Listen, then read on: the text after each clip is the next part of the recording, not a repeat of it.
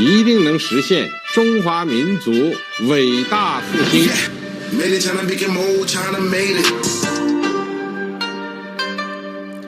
Un siècle de communisme en Chine. Toute cette semaine, Pékin a mis en scène l'anniversaire du Parti communiste dans un déferlement de propagande. Et nous avons accompagné ces festivités par une série de reportages de notre correspondant Mickaël Pecker pour mieux connaître ce parti qui règne sans partage sur la Chine. Bonjour Mickaël.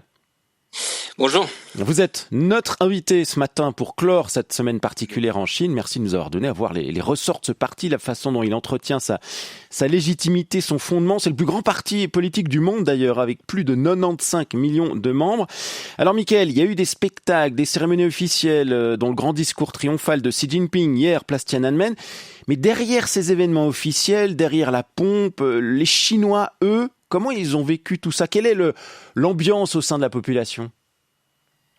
On s'est tous un petit peu posé la question ici en tant que correspondant étranger aussi en observant ces événements.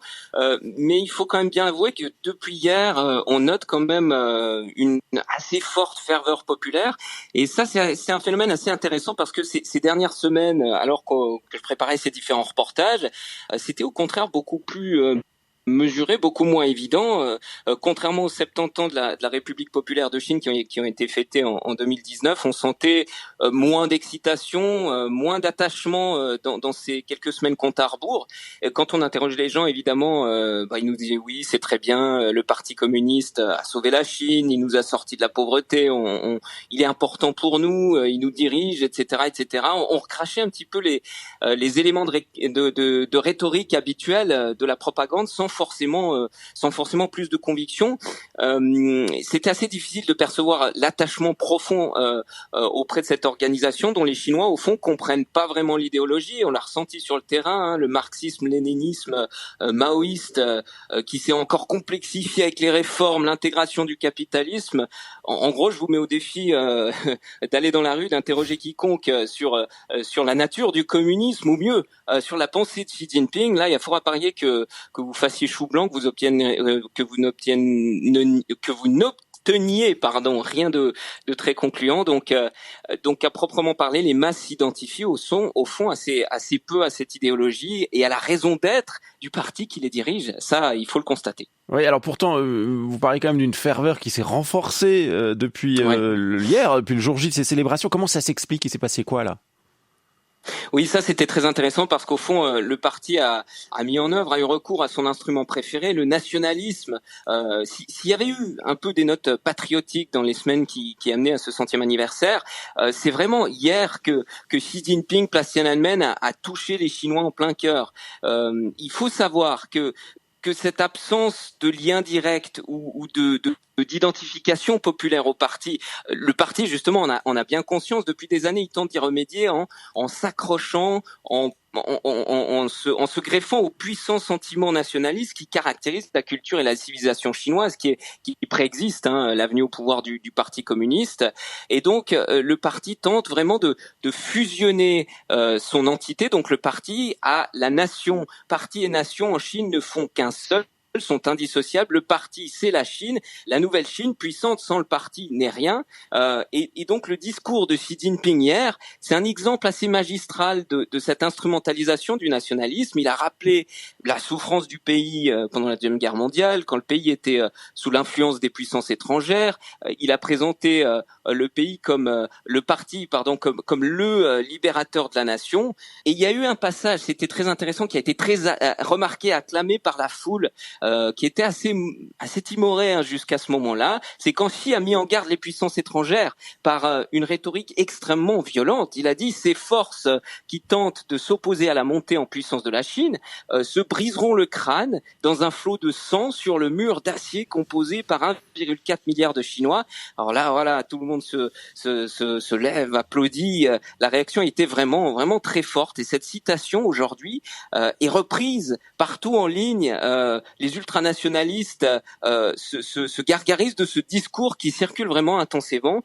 Et ces propos-là ont ont suscité une grande fierté. Donc ça, c'est un des exemples pratiques de cette stratégie du parti qui contrôle de plus en plus les masses via ce nationalisme exacerbé. Et ça, justement, pour compenser cet attachement, ce manque d'attachement idéologique. Donc ça veut dire que la façon dont la Chine est perçue sur la scène internationale, la façon dont elle se positionne, et on sait par exemple au dernier sommet du G7 de l'OTAN, elle a été critiquée pour son comportement, elle a même été qualifiée par les pays occidentaux de menace pour la sécurité globale. Ça, c'est quelque chose qui compte pour les Chinois, pour la population chinoise, cette posture-là. Oui, ça compte parce que les Chinois veulent d'une Chine forte, d'une Chine puissante sur la scène internationale. Par contre, c'est vrai que ce qui compte peut-être c'est de manière un peu plus importante pour eux, c'est leur propre pays, leurs propres conditions à eux, leur niveau de vie et la réalité qu'ils voient à l'interne. Ça reste vraiment la clé. Le reste, la grandeur du pays, c'est important pour stimuler le sentiment de fierté, mais c'est quand même accessoire. Par contre, c'est vrai que le parti utilise aussi cette stratégie de la victimisation permanente. Quand ils se font attaquer par l'Occident, par les États-Unis, la Chine dit tout le temps que voilà, c'est les puissances étrangères qui tentent de contenir, de restreindre la montée en puissance du pays, tout simplement parce que les démocraties occidentales en ont peur et qu'elles sont elles-mêmes sur le déclin. Donc voilà, la population chinoise, c'est très important, oui, mais c'est pas le plus important quand même. Donc le soutien de la population envers le parti communiste passe par le nationalisme plutôt que par l'idéologie qui le définit. Est-ce que ça n'est pas une source de vulnérabilité potentielle, c'est-à-dire en l'absence de véritable soutien idéologique, le parti est remplaçable? Oui, c'est juste. Certains observateurs le soulignent au fond que s'il y avait une autre identité qui aujourd'hui évidemment n'existe pas parce que le parti veille au grain et veut pas voir émerger d'autres forces politiques, mais s'il y avait une autre entité qui prenait la grandeur nationale, le développement économique de la même manière, eh bien, il sera sans doute tout aussi acceptable aux yeux des Chinois, ce qui explique justement le contrôle extrême du pouvoir et l'extrême vigilance du parti qui, tout puissant qu'il est, reste profondément paranoïaque. C'est dans son ADN. Il est hanté par le souvenir de la chute de l'URSS. Il chasse sans cesse le potentiel Gorbatchev dans ses rangs, ce qui signifie pas à nouveau que le régime soit faible. Ça, il faut faire très attention. Il est sans doute plus puissant qu'il ne l'a jamais été, même si dans cette puissance il est pas tranquille. Et puis juste pour compléter la question idéologique, peut-être qu'il faut rappeler que le manque d'attachement des Chinois à toute idéologie, c'est le fruit direct d'une politique, d'une action du Parti communiste qui a dépolitisé la société après le massacre, les manifestations de Tiananmen, qui ont été un véritable électrochoc pour le pouvoir, pour le pays, et donc après avoir maté cette révolte, le parti a décidé de recadrer sa stratégie en imposant aux Chinois une règle claire. En gros, c'était qu'ils ne se mêlent pas de politique, qu'ils laissent tomber la chose publique pour se contenter de profiter des retombées de la libéralisation économique. Deng Xiaoping l'avait d'ailleurs dit, enrichissez-vous, c'était le mot d'ordre, et les Chinois ont suivi. Ils sont devenus extrêmement matérialistes.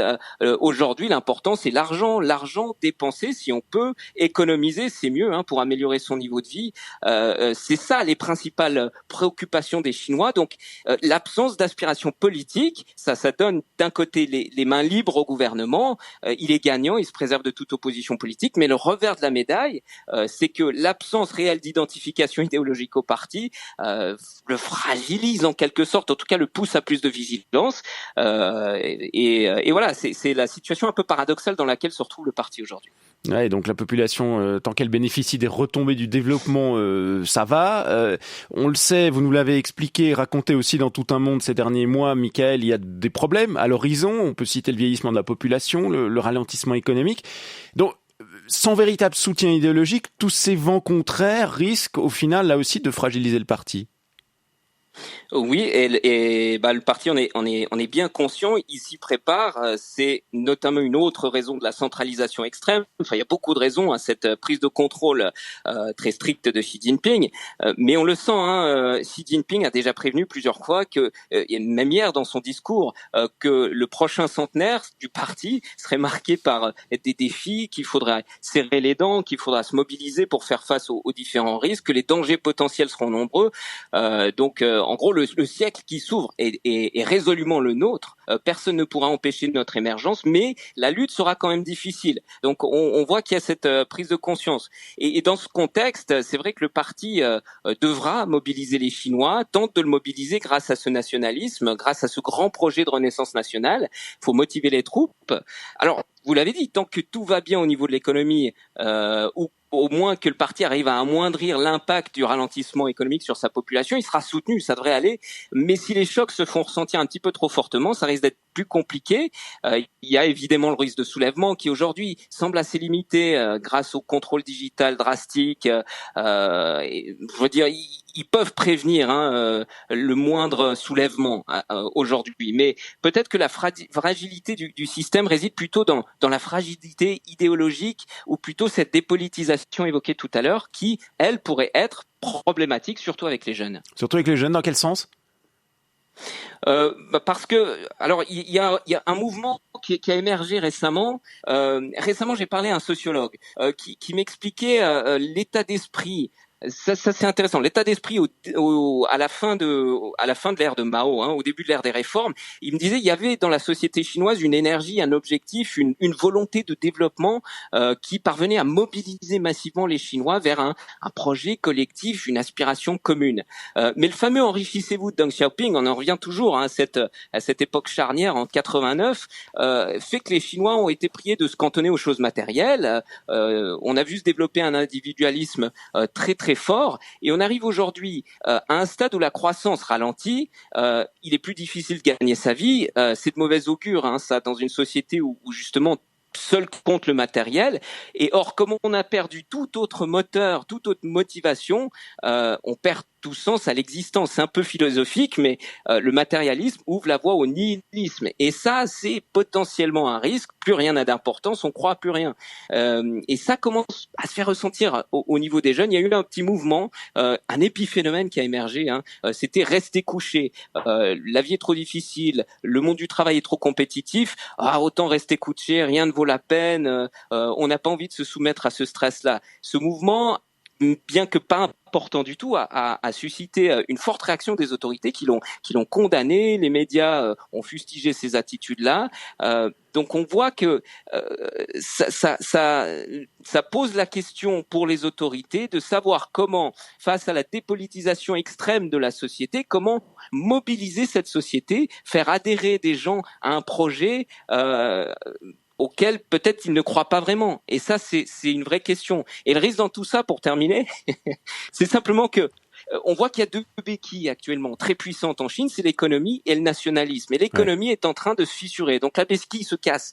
Il se repose plus que sur le nationalisme. Donc si pour compenser ce nihilisme-là, on se lance à fond perdu dans le nationalisme, par les temps qui courent, avec les tensions internationales extrêmes avec les États-Unis et l'Occident, ça risque de poser de sérieux défis, de gros problèmes, parce que la Chine, les autorités, le gouvernement fait face à une pression interne aussi.